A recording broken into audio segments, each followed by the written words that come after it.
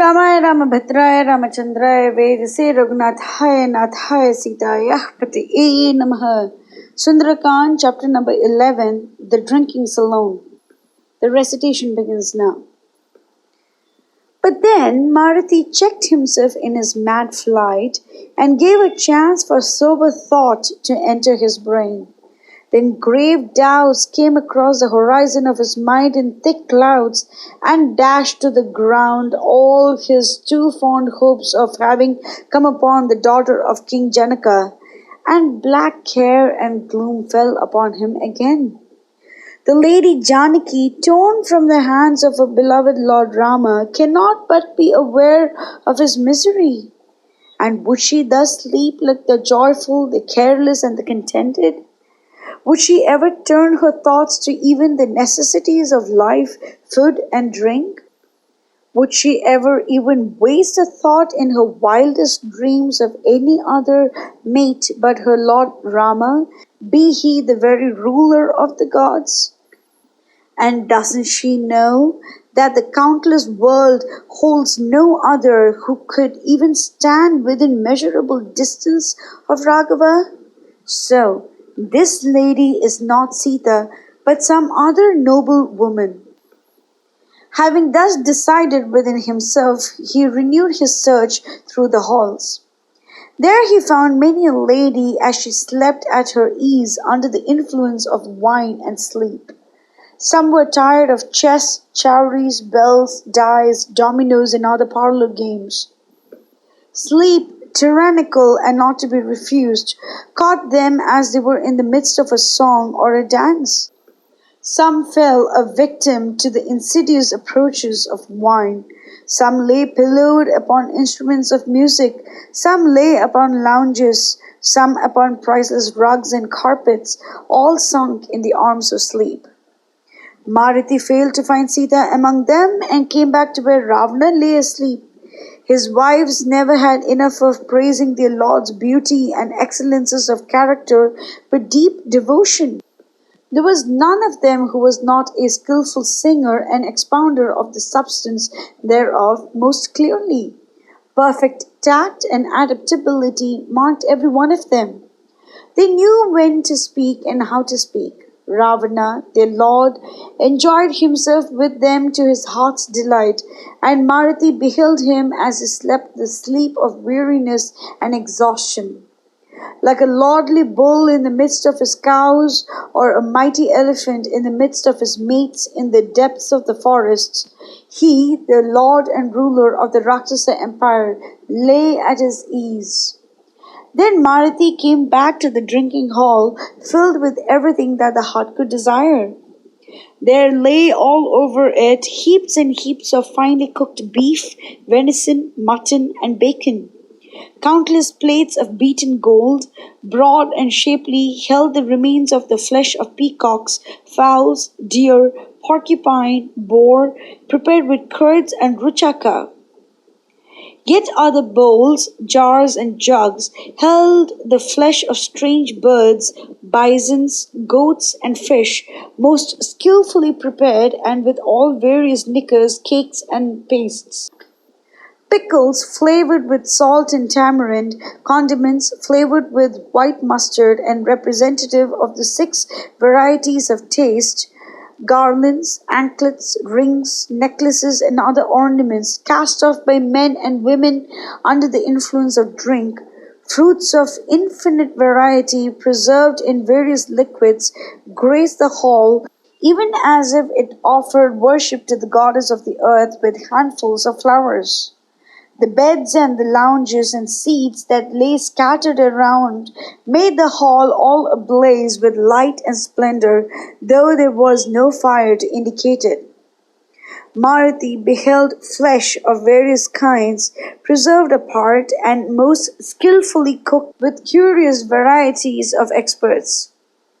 Different shades of Varuni, the drink that arose from the ocean of milk as it was churned of old by the Devas and the Asuras, liquors extracted from sugar, honey, flowers, and fruits, drinks artificially prepared with wonderful skill and variety, and every imaginable kind of washes, pastes, Cosmetics, pigments, lotions, and other toiletries were to be found there in plenty. Grapes, dates, palm, sugarcane, jaggery, coconut, beehives, maduka, and other articles afforded scope for the skill and originality of the arts in the extraction of liquors and essences, even as thousands of years ago. The ground was strewn with vessels of gold and crystal to hold food and drink of various shapes, size, design, and fancy work. There were huge jars and jugs of gold and silver in which were drawn, ready for use, rare drinks. Other vessels there were cups, bowls, goblets, and such like, for the liquors to pass round, and they were fashioned of gold and silver, encrusted with gems. Some vessels had never been touched at all, some were half full, some were empty.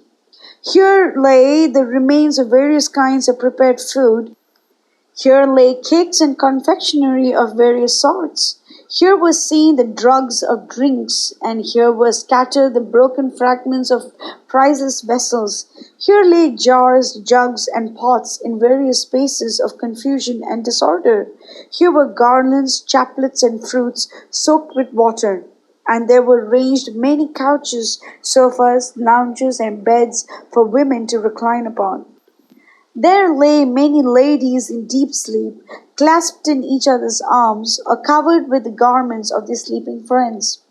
Their sweet and soft breath lightly stirred their robes and garlands like the zephyr from the south.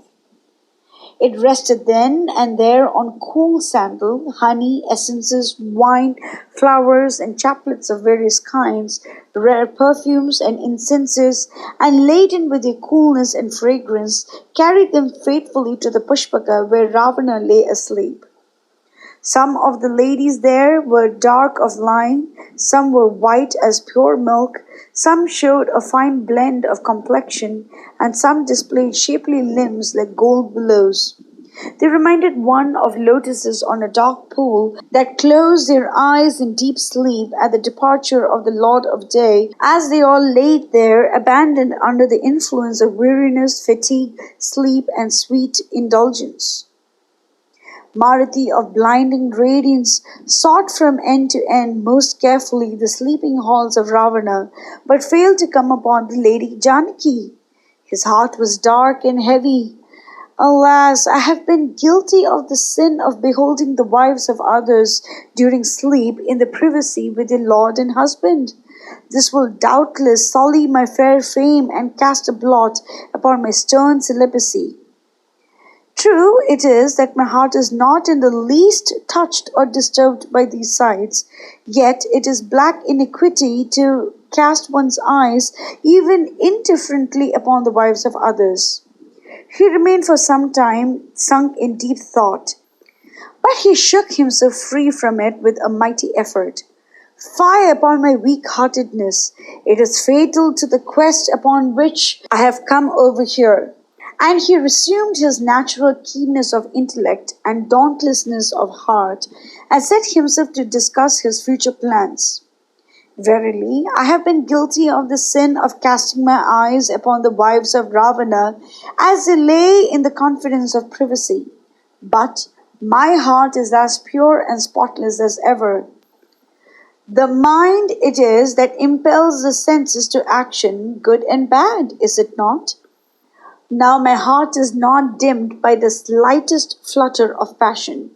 I might have avoided this contingency, were it not for the fact that I could not search for the Lady Janaki in a better place where women naturally gather. It is but natural and right that we must search for an object in the midst of its class. Who will ever dream of looking for a woman in a herd of deer? But unfortunate I am. I have left no place unsearched in this vast harem of Ravana, but the Lady Janaki is not anywhere in it. The best and fairest types of womanhood of the worlds of Devas, the Gandharvas, and the Nagas have passed under my eyes, but the noble wife of Raghava is not among them. He was again beset with anxiety and doubt, but he cast it away from him, and coming out of the drinking hall, he began to search afresh in the sleeping halls of Ravana. Mangalam Koshlendra Mahaniya Gunapti Chakravarti Dhanurjaya Sarvabhaumaya Mangalam.